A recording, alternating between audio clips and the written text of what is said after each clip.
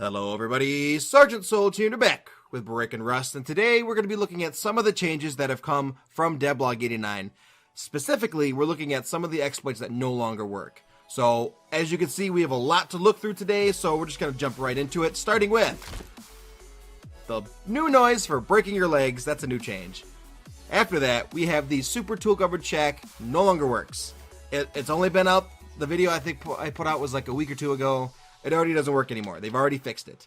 So it goes like this. You used to be able to place a foundation directly in the center of the walls that were under the ground. Now, you can still place the walls under the ground, but they fixed it so that it doesn't do you any good because you need this foundation here.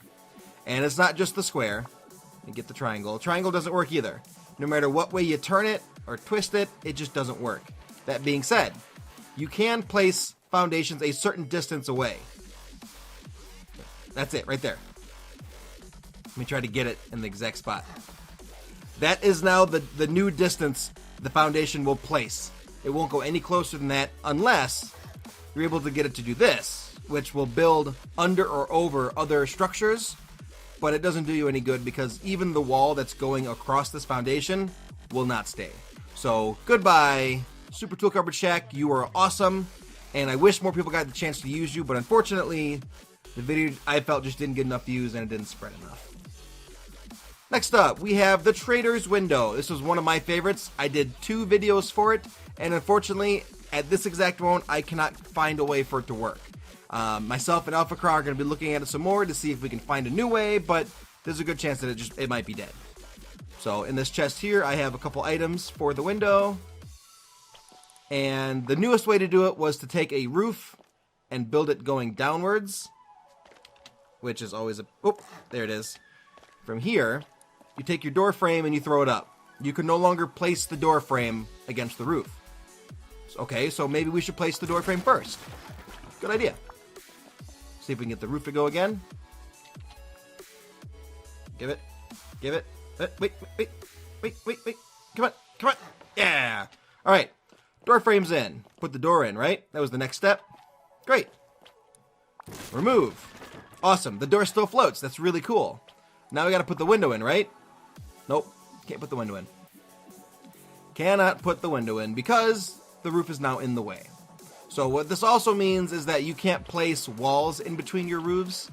It won't go, even with the door gone. If I can move the door here.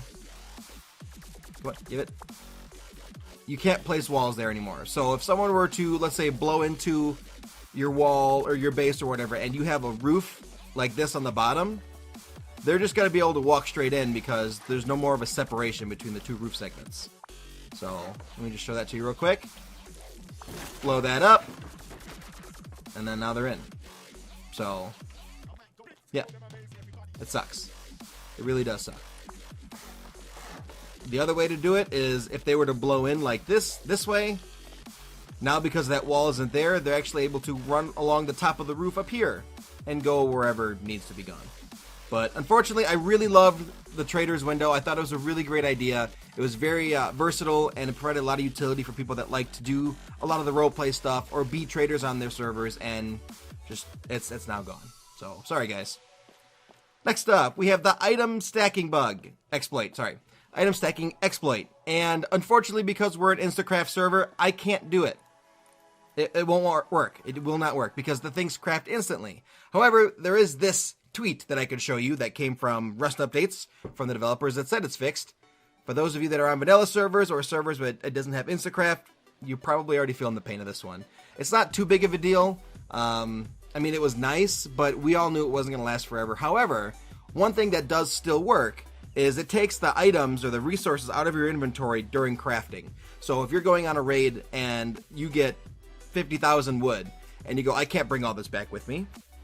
What you do is that you then create however many tool cupboards or high wooden walls you have to, and then it takes an hour to craft them all. By the time you get home, you just hit cancel, and then you get all that wood back.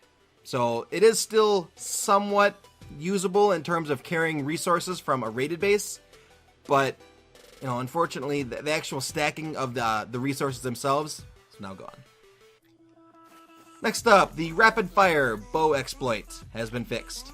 So we're going to go into this chest here and we're going to get everything we need to do it.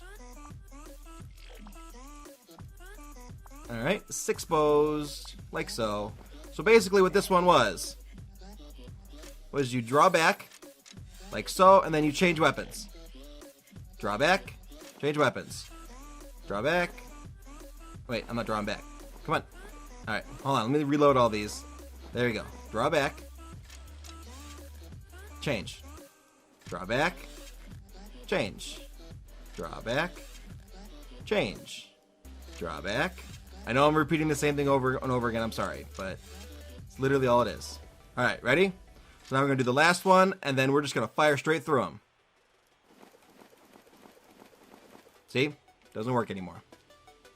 It was a really, really cool exploit, but for those of you that prefer the bow over guns, it was a little overpowered and a little broken, because you could insta-fire 6 arrows, and that will kill someone with armor. And if you get to jump on them where they're not looking, that many arrows at once, it's unfair. But unfortunately, yeah, it's broken, so we're just going to go ahead and put all the bows back here. I guess we can just throw up on the ground. That's fine, too. No big deal. Next up, we have the building next to height walls has been fixed, but walls over foundations still works. So let me get some walls out of here. Oh, I need my build plan and my hammer. Now, with the way that the new building next to other objects, like we saw with the Super Tool Cupboard Shack, it works the same way with these walls. You cannot build directly next to the wall. This is the closest that you're going to be able to get, which is almost the same distance that we saw over there by the Tool Cupboard Shacks. That really sucks, because if you have a wall down and you want to build really close to it to prevent people from being able to walk between your base and your wall, you're going to have to remove that wall and replace it pretty much. But one thing that does still work is you could place the tool cupboard, or not the tool cupboard, the high external wall directly over the foundation. So, that being said, build your base, then throw your walls up. Everything should be fine. So, see? Look at that. Not only is it slightly over it, but it's right next to it, a lot closer than what this is. So for those of you that like to build really close to your walls and whatnot, just kind of have to change up the priority and how you do it. Next, we have defending with shelves. This has been, I don't want to say fixed, but it's been changed so that it doesn't work quite the same anymore. So I'm just going to go ahead and get a bunch of this stuff out here, because it's going to take quite a few different things to test this. There we go.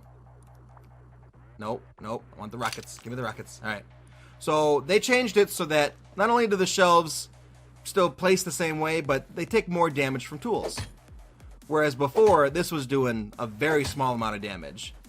Now, it's going down really, really fast. So I want to do a lot of different things with it. Shoot different types of AK ammo, rockets, C4, and all that. So let's go ahead and get that over with real quick. 345 durability, shooting regular AK rounds. A full 30 shots brings it down to 333. Not a whole lot. Not a whole lot. Let's do the high velocity next. What was it? 333.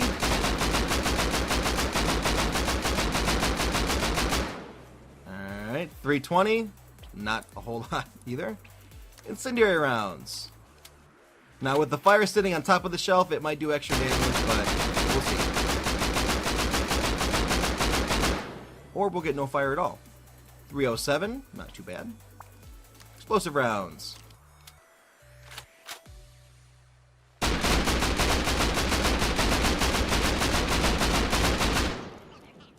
There's some fire. 260. The explosive rounds did a lot of damage to this. However, it's really not practical when you could just tear them down with tools. A lot faster and a lot cheaper. So, since this is going to be primarily used for defending during raids, I'm just going to show what it looks like to throw a C4 and a rocket on it, because why not, right? I'll go around to the back side here. And like so. Okay. There we go. Alright, so one C4 on it. Beep. And then let me load this rocket up.